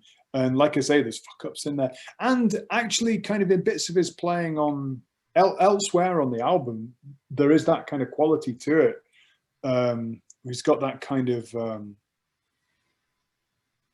off-kilter kind of rhythmic quality to his playing, which is at once really appealing, and it's really kind of, it's relatable, because I mean, obviously, if you're listening to somebody who's hyper technical and hyper polished, because I'm sure like Sonny Sharrock, like the company that he was keeping, I'm sure he had all those chops and he could kind of play like that if he was called upon to do so. But the fact that he doesn't, I mean, it almost kind of reminds me a little bit of Neil Young in a way, right? Because, I like a massive Neil Young fan. And again, when I first kind of discovered Neil Young, it's like, I mean, I don't want to say like, I mean, I wasn't like, I could do this, because obviously I can't do that and I can't do this, but it feels human, right? It feels relatable. It's kind of warts and all. And that's just another kind of quality that I find really appealing, because, like a lot of the kind of real jazz heads from that kind of period, it's amazing music and it's all frequently beautiful music. But I mean, it feels often kind of quite untouchable or kind of intimidating as well, because it's so technical and it's so perfect. Whereas like the fact that this has all the kind of blemishes in there, whether they're intentional or not, is, I think, yeah. Again, that just kind of adds to my love for this record. Yeah, but I mean, yeah, but like I say, so that track, just like the way that it kind of blindsides you, because I mean, after Biolero is like a kind of a palate cleanser, it's like, oh, this is getting really extreme, and then Biolero is like, okay, it's kind of settled into something that's a bit easier to contextualize here, and then it's kind of weird, like kind of unassuming, hokey folk kind of, really, really nice. Like, and actually, I think that kind of sets up the guitar playing in the next track, the final track, Portrait of Linda in 3 Colors, All Black, which, again, when I first heard it, because, I mean, like I say, like before I got the album, I was kind of thinking about, okay, Sonny Sharrock, Derek Bailey, Takayanagi Masayuki, it's kind of extreme kind of noise music. You know, it's going to be very technical, but kind of, you know, really kind of volcanic. And like the playing on this album really isn't like that. I mean, like I said earlier, he doesn't use much distortion or anything, and the distortion that is there is just, it's more kind of physical. It's just because he's hitting the strings so hard. But the guitar playing on the last track, actually, it sounds more to me like Sonic Youth or Yola Tengo or something like that. It's kind of like the kind of chordal attack and the kind of, again, kind of folk derived melodies that he's playing and kind of drone strings and stuff. Like, I mean, yeah, after sitting through the album for the first time and then this last track coming on, just like, what the fuck is going on? Like this, so it's been like such a weird trip, this album. We've gone through all these genders, all these different genres. And then what the fuck is this? They're inventing indie rock at the end of it. Like this is mental. Yeah. I mean, I don't know if other listeners would see it the same, but I mean, that's kind of how this last track kind of feels to me. And then of course, like Linda's vocals on it are just fucking something else, even relative to Peanut. And this is the track that, I suppose this is the kind of iconic track. This is the one that kind of people tend to bring up when they talk about this album. And I guess this is the one that's kind of a piece in its own way with that Patty Waters track that we were talking about before. But yeah, yeah. I mean, obviously we can't play the whole track, but it's, you know, if you're listening to this, if you've managed to make it through, Yeah. if you've managed to sit through this whole thing and kind of listen to it, you know, buy this album, download it. Obviously, don't use Spotify. Never use Spotify, but you know, I discourage you from using iTunes as well. But go out and buy the album and sit down and listen to it, because it is fucking amazing. Yeah. You know, I wanted to say about Blind Willie, because Oh, yeah. do you remember the name of the town he's from in New York? So he's a New York guy, but it's just a funny name. Ossining. Yeah, Right. like wherever that is. But yeah, so he's a northern guy. You know, I mean, he's from New York. That's probably rural New York, I would guess. But Well, there's kind of a upstate. But he lived there and he died there, so that's interesting. Yeah. but there's a definite thread of southernness that runs through this whole album, right? Right. Blind Willie, of course. I mean, but even the title Peanut makes me think of Georgia, you know, like Right. And yeah, it's just interesting, like, because I think it's, again, just all these different genres and themes floating around, and at different moments one will kind of pop up and take center stage. And yeah, Blind Willie is that kind of southern vibe or theme that seems to, for at least to me, seems to be floating throughout the album. Like when I said Peanut reminds me of Old Man River at a certain point, which is I also associate with which is South. always the South. Yeah. But also if that kind of Americana vibe, and thinking if Ossining is in kind of upstate kind of New York, didn't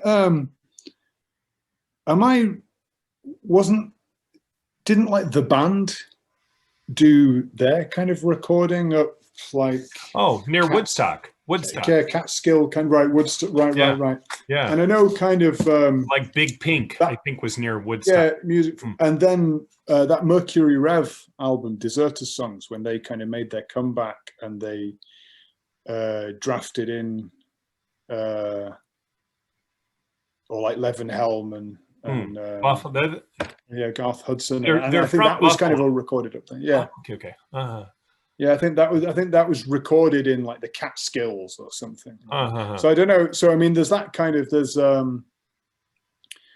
an Americana heritage kind of up that way as well. So who knows? I mean, like, could we? Like, let's check this out. This Yeah.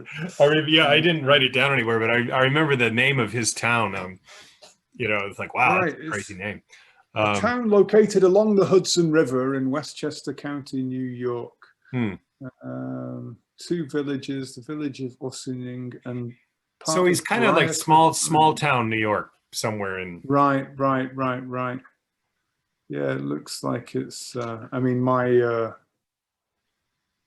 my knowledge of the geography of the US is exceedingly poor, but fair enough. yeah. Well, having never been there, I guess that's my excuse. But of course, it's obviously to British sensibilities, it's just such an unfathomably enormous, an expansive country, isn't it? So it's kind of sure. I don't. Yeah. Right. But yeah, that kind of, like you say, that kind of hokey, but again, kind of relatable, kind of like whether it's like a southernness or that kind of, kind of Americana vibe. And that kind of, because like we've mentioned a couple of times, because like quite often Sonny's playing in particular invokes a kind of a folky kind of, very simple kind of melodic sensibility. So so we'll play a bit of let's see, Portrait of Linda in Three Colors. Yes, all black. I love that title too. It's a beautiful title. Yeah.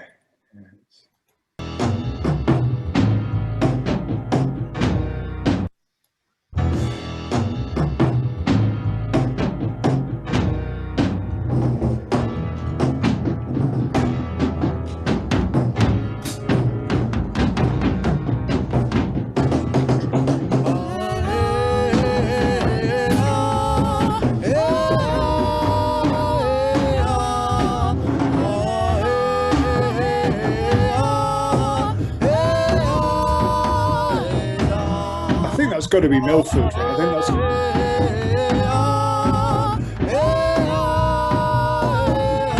You mean the vocal? Yeah, I think so. Yeah.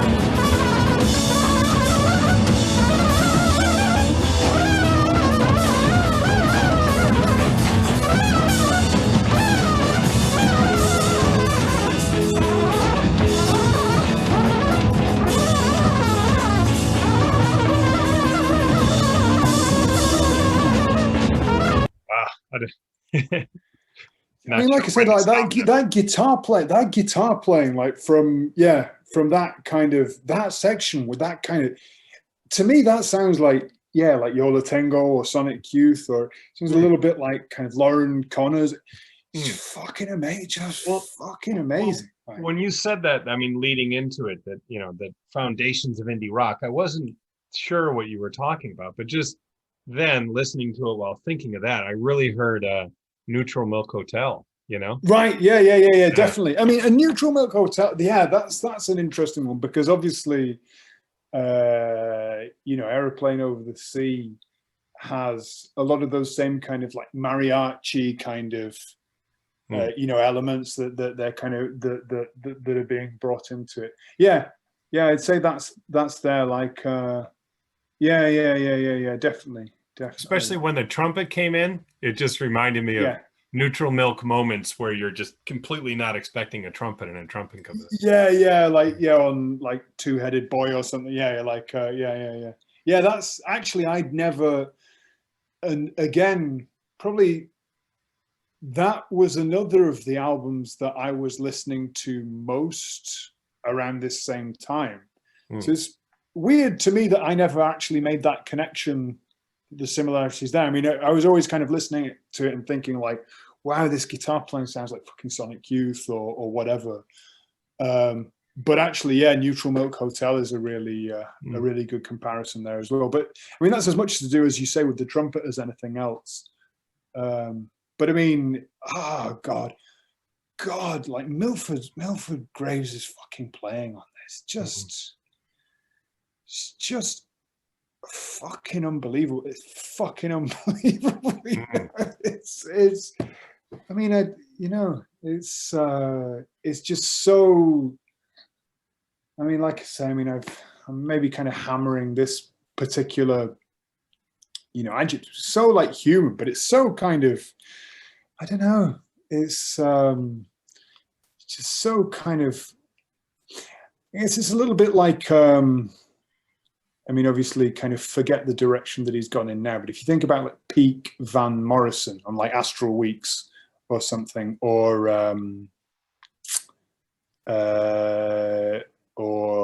like Nusrat Fateh Ali Khan or something, where like there's bits where they're just kind of they're struggling to get the words out of their mouth in time, and it's just kind of like it's like spilling and bursting out. And I think, like, you know, obviously it's got other qualities to it as well, but I think that's kind of there in Milford's playing, and whether it's kind of him bringing the rest of the kind of band along with him, and it's kind of all kind of going in that direction. But I think Sonny's playing had that kind of, must have had that element to it already as well. And it's just such a fucking perfect singe. Like I said, like, it's such a great band, and the way that they fucking click. Oh God. I mean, I've got to be honest, I hadn't listened to this album in quite a long time before we decided to do it for this episode. But it's just been I mean, it's just been an absolute, I mean, I'm about ready to fucking start crying, actually. It's just been an absolute joy to rediscover it, because it's such an amazing record. Yeah, it's perfect choice. The way these drums are recorded is really amazing too. So I guess hats off to Herbie Mann. I mean, I feel you could hear every little thing he's doing on the drums perfectly. Yeah, but that's another thing. Like, there's often like a bit of a weird kind of quality to, because you can hear every little thing that's going on, but some of it actually sounds kind of quite thin and kind of reedy. Like, I mean, like, I think his toms are tuned very, very tight, which is, again, is not something that I normally look for in kind of my favorite drummers, because I'm into like a lot of stoner rock and stuff like that. So I do often kind of quite like, or stuff like T-Rex or Slade or something, where it's kind of like big thudding kind of resonant drums, is something that I usually find very attractive. And that isn't really there in a lot of kind of Milford's playing. It's like very kind of tightly tuned, whether it sounds like his toms are mic'd at quite a distance as well, because they sound quite thin. But then there's other bits where it sounds like suddenly he's fucking slamming a door right next to your head or something. So it's kind of, it would be really interesting to know how they recorded these drums. But that is kind of a quality that seems to be there in Milford Graves' drum sound on a lot of his recordings. So like whether it's as much his kind of like how he was kind of specifying that they ought to be recorded or whatever. Because I mean, obviously, like we kind of alluded to earlier, I mean, one thing about Sonny Sharrock is like throughout the course of his career, he investigated like a lot of different guitar tones. And I suppose like at this point, he wasn't using any kind of effects or anything. It was just, a big hollow-bodied guitar straight into like an amp that was maybe just on the edge of breakup, and he could kind of push it over the edge by hitting the strings harder. But yeah, on those kind of 80s records, like the kind of Bill Laswell kind of produced one that's lots of kind of reverb and chorus, and then he starts using kind of more distortion later on, and it sounds more kind of volcanic in like Last Dead. I mean, obviously, if you're kind of playing in a band with fucking Peter Brotzman, then you've got to, I guess, meet him head on like that.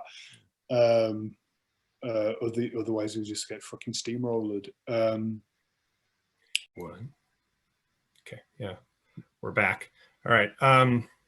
Okay, so I just wanted to talk. I think we got cut off there, but we'll plow forward. Like one quick thing to say before we move on, I think what we were talking about, what I was waffling on about before we got cut off, was the way that kind of Sonny himself had explored like a lot of different tones kind of throughout his career. And I would recommend, and we can maybe kind of put some of these links in the comments under the video when we eventually post it, but I'd recommend also that people kind of go out and check out his solo guitar record, Guitar, from 1982, because that opens with a solo electric guitar rendition of Blind Willie, which sounds like fucking Sun City Girls or something. It's, again, like takes it in a more kind of Eastern expansive direction.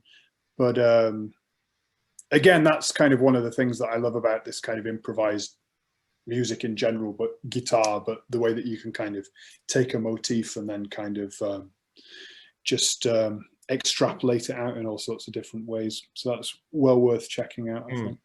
Yeah, as you said before, it sounds a bit Robert Fripp.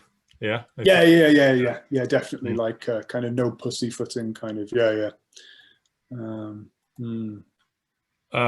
I just thought I'd mention the legacy of this album. Wire magazine put this list out in '98, 100 records that set the world on fire while no one was listening. It's an interesting list to look at, but yeah, it was on this list, so hopefully that turned a lot of people onto it at that time.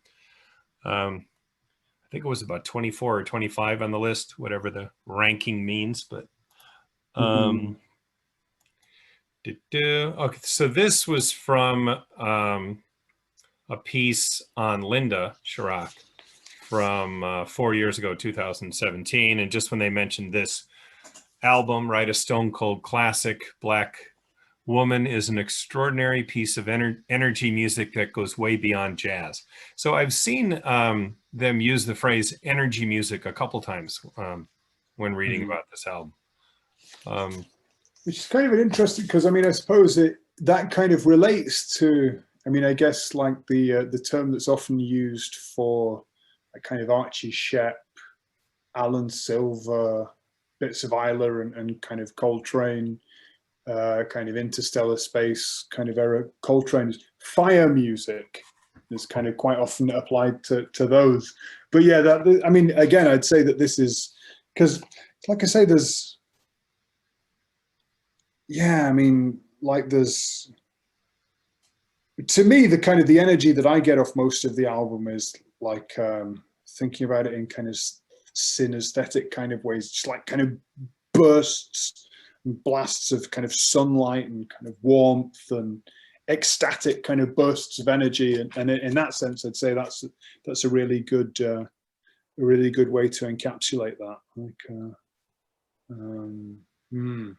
I mean, this is this Quietus piece, The Strange World of Linda Sharrock, from, like you say, from 2017. It's a really long piece, but it's well worth the read, and it's got loads of information about kind of her whole career and the stuff that she did after, the stuff that she has continued to do and does continue to do even after, after separating from Sonny, because she's carved out a really interesting career of her own. So yeah, well worth the read. And just the All Music Guide said this: this album is not for everyone. Even Sonny Sharrock fans may find the music beyond their wildest expectations. That's really okay, so that's really interesting to me, because I think we both have discussed kind of feeling that it was a very kind of inviting, and to me, I think it's a very accessible record, and I think in a lot of ways it's more accessible than a lot of his later stuff. But I don't know. Yeah, it's an interesting one. I suppose it depends what point in his career you got into him. I mean, for me, always like a big kind of key criteria is like the tone and the textures. And if it's kind of like, like rank, kind of overproduced 80s, early 90s kind of textures, then obviously I'm going to find that less appealing than something that's more kind of raw and kind of direct like this. But yeah, it seems that's an interesting quote to me. I don't really agree with it. But and like you said earlier, I mean, it's interesting to frame it as being beyond their wildest expectations, because I mean, it is a very diverse and expansive trip, but it's his first album. First album, Yeah. Like, so, I don't know. All Music Guide, I kind of question something. I mean, they're a good source of information, but yeah, yeah. No, I mean, it's an interesting quote, but I mean, of course, there are going to be people that listen to it and feel that way about it. So I can't really say no, that's not true. But it doesn't really resonate with my own experience of the album, because, like I say, I find it very very accessible. So. Yeah, we had mentioned this before, but yeah, I would recommend this clip on YouTube. Right, Sonny Sharrock in France, 1970. They're playing Peanut, right? If I remember correctly. Yeah, with a different band. Yeah, I think there's maybe a couple of French guys in the band. I think I got their name. Well, I think the bass player, Beb Guerin. I think he's French. Right. Is that right? Yeah, I think he's French. But the other guy, the drummer, is Don Moye, or he's I guess often referred to as Famo Doy. But Famo Do Don Moye. He's American, but I don't know the story behind that nickname. But yeah, but this is it's a cool clip. It's cool to see them play this. Well, I mean, and the other thing is, can you imagine seeing something like this on TV today? It's like, what the fuck, yeah, I mean, this is definitely, it's an amazing clip. It's one of the hippest things I've ever seen, I think. It's, well worth a look. The presence, and I think like the presence of Linda is just intense in this, Yeah, like just the kind of energy that she radiates. And I think Sonny's playing is a lot more, it's even more kind of aggressive and full on than it is on this record, I think. And like tonally, as I recall, I think he's his amp's kind of breaking up a little bit more, which kind of adds to that kind of aspect. Yeah, but it's a really worthwhile clip to go and have a look at. Yeah. Okay, I think we're just about done. We'll go out with we'll continue with the last track, Linda and Three. What's that name of that? A Portrait of Linda in Three Colors, All Black. Yeah. Thanks very much for inviting me on Yeah. today, Dave. I think, like we kind of discussed off camera a little bit ago, it's been really great to kind of, because this is an album that I've loved so much for so many years, but I hadn't listened to it for quite a long time. And of course, preparing for a discussion like this gives you a chance to kind of revisit and kind of just think about things on maybe a slightly deeper level. And I've really, really loved, you know, rediscovering this this amazing album, and it's been great to get the chance to peck your head about it for 3 hours. So, Yeah. And I didn't even know the album, so for me, it's yeah, it's a win-win situation, win all around, right? yeah. Well, hopefully, at least 1 or 2 people might get a kick out of watching it as well. But I mean, if for anybody that's out there that has made it through this far through the video, yeah, go and check it out because you won't regret it. It's fucking amazing. Fucking amazing. All right. Yeah. Let's go out with. We'll continue with Portrait of Linda in 3 colors, all black. All right, Dave. Thanks. Cheers, Dave. See you later, man. Otsukare-sama deshita. Much love. Much love.